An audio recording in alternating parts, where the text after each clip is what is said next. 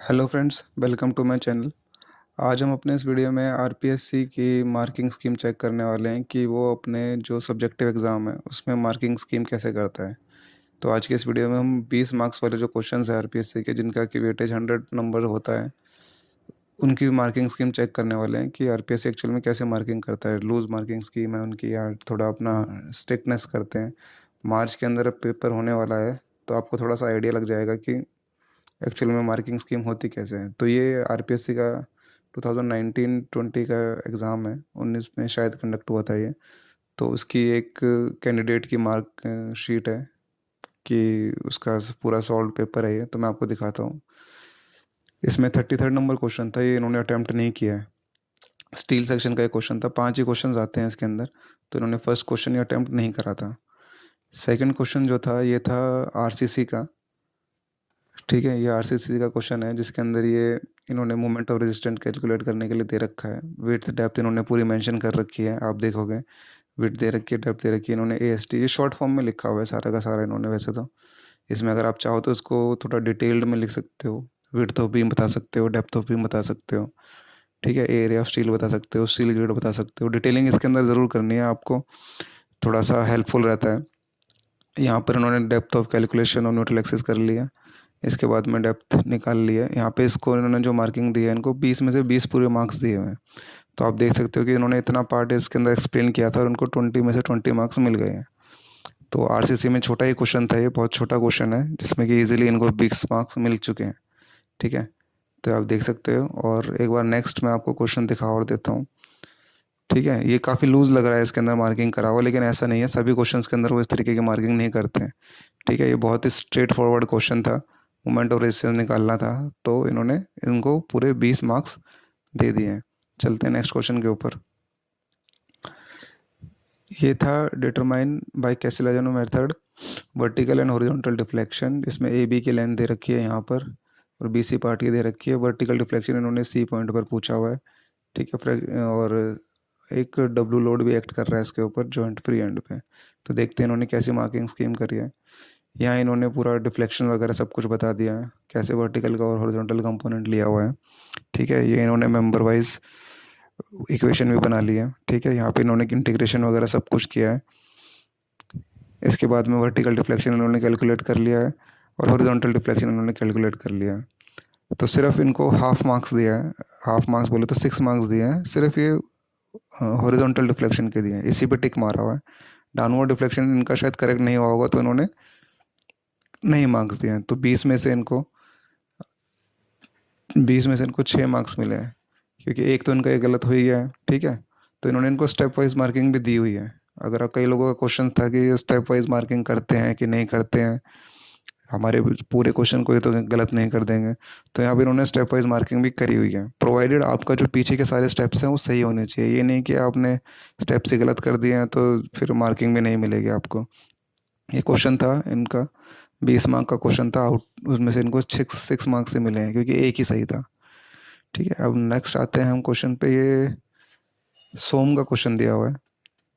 ये इस टाइप का तो आईएएस के अंदर भी आ रखा है क्वेश्चन, 2-3 बार इस टाइप का ऐसा क्वेश्चन आ रखा है आईएएस के अंदर भी, इंजीनियरिंग सर्विसेज में कई बार पूछ लेते हैं। यहाँ पूछ रहे हैं कि शेयर फोर्स और बेंडिंग मोमेंट डायग्राम बनाना है इनको, और साइन कन्वेंशन इसमें क्लियरली लिखा हुआ है, mention the sign convention adopted. ठीक है, इसके भी मार्क्स ज़रूर होंगे। तो क्वेश्चन को अटैम्प्ट पेन करने से पहले ज़रा क्वेश्चन को ज़रूर पूरा पढ़ ले कि वो पूछ क्या कह रहा है। तो एटलीस्ट जो वो पूछ रहा है वो तो हमें चीज़ें बतानी ही बतानी है। ठीक है, इन्होंने आगे चल के क्वेश्चन सॉल्व करा है। ठीक है, ये इनका पूरा पैटर्न है, इन्होंने इसको एक पॉइंट लोड में कन्वर्ट कर लिया है। उसके बाद में इन्होंने मोमेंट और हॉरिजॉन्टल और वर्टिकल एक रिएक्शन निकाली है, दोनों एंड पे आर ए और आर डी निकाला है यहाँ पर। ठीक है, इसके बाद में इन्होंने सीधा शेयर फोर्स डायग्राम बनाया है। ठीक है, इसके बाद में बी निकाला है, पॉइंट कहाँ पर ज़ीरो हो रहा है। ठीक है, ये वाई की डिस्टेंस आ गया, ये बेंडिंग मोमेंट डायग्राम आ गया। इसके बाद आप नंबर देखे तो इनको 12 मार्क्स दिए हैं इसके अंदर, 12 आउट ऑफ 20।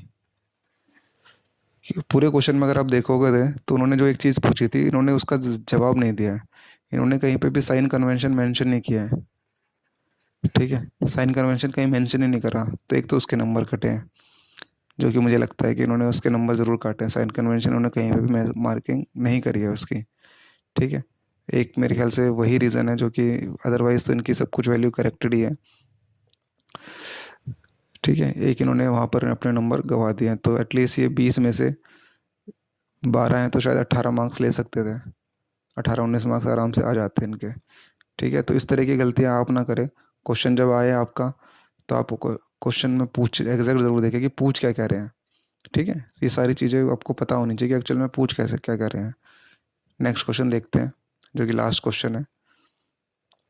ये क्वेश्चन है सॉइल का। ठीक है, और सॉइल का बिल्कुल स्टार्टिंग के चैप्टर से ही क्वेश्चन है, नॉर्मल क्वेश्चन है। A natural soil deposit has a specific gravity 2.8, bulk unit weight इतना है, वाटर कंटेंट इतना है। void if the void ratio remain constant, calculate the amount of water required to be added to 10 cubic meter of soil to raise water content to 18%। कि कितना water add किया जाए कि water content 18% हो जाए और void ratio रिमेन कांस्टेंट हो। What will be the degree of saturation in this condition, और इसके अंदर डी भी पूछ लिया, डिग्री ऑफ सैचुरेशन कितना है। अच्छा, इस क्वेश्चन में देखिए आप एक चीज़ इनकी मैंने जो नोटिस करी है, आप ये पूरा इनका सॉल्यूशन देखिए। इन्होंने डायग्रामेटिक रिप्रेजेंटेशन कर दिया है इसके अंदर। ठीक है, यहाँ पे सारी इसकी जो नोटेशंस थी वो सारी की सारी नोटेशंस भी लिख दी हैं। ठीक है, इन्होंने कैलकुलेशन भी ठीक करी है, सब कुछ इनका ठीक है, लेकिन इनको मार्क्स देखिए आप कितने दिए हैं। 10 मार्क्स दिए आउट ऑफ 20। कैलकुलेशन उन्होंने सारी ठीक करी है, सब कुछ ठीक करा है, लेकिन इशू क्या है, इस क्वेश्चन को आप ध्यान से देखो कि इन्होंने क्या करा है। आरपीएससी ने स्टेप वाइज मार्किंग करी है, क्वेश्चन में कहीं कोई गलती, आंसर में कोई गलती नहीं है, सब कुछ इसने कैलकुलेट किया हुआ है, लेकिन मार्क्स दिए हैं केवल 10 ही। 50% मार्क्स इन्होंने काट लिए हैं। अब 50% मार्क्स किस चीज़ के काटे हैं, जब भी हम कोई भी बिल्कुल टर्म लिखें, भाई गामा टी क्या है, गामा टी लिख दिया, गामा टी आप चीज़ में क्या यूज़ कर रहे हो। नए टर्म्स है वीएस, वीएस क्या है भाई, कहाँ से आया, वॉल्यूम ऑफ सॉलिड, लिखो, उसको लिखना पड़ेगा। वी क्या है, जो टर्म्स यहाँ दे रखी है उनके अलावा अगर आप टर्म यूज़ कर रहे हो एटलीस्ट बता तो दो पेपर चेक करने वालों को कि भैया हम ये टर्म यूज़ कर रहे हैं, ये चीज़ इसके लिए यूज़ कर रहे हैं। ठीक है, ये सारी चीज़ें उसमें मेंशन होनी चाहिए। अगर आप आईएएस का कोई भी ईएससी का मेडिसी का ले लें, मेडिसी का ले लें, ठीक है, कोई सी भी बुक ले जिसको भी आप सॉल्व कर रहे हैं, आईएएस मास्टर के ले लें जिसके कि आप कन्वेंशनल क्वेश्चन को सॉल्व कर रहे हैं, तो सॉइल का या कोई भी मैटर हो रहा है उसके अंदर वो जरूर लिखता है भाई वी क्या है, वॉल्यूम ऑफ द सॉइल है। ठीक है, डब्ल्यू एस क्या है, वेट ऑफ सॉलिड्स है, जीएस क्या है, स्पेसिफिक ग्रेविटी ऑफ सॉलिड है। ये सारी चीज़ें आपको डिनोट करनी पड़ेगी। सब्जेक्टिव क्वेश्चंस को सॉल्व करते हुए आपको ये चीज़ें बिल्कुल ध्यान रखनी है, क्योंकि 20 मार्क्स हैं। ठीक है, टाइम ये ज़्यादा लेते हैं, इसमें तो कुछ क्वेश्चन ऐसे आ रखे हैं जो कि बहुत छोटे छोटे हैं।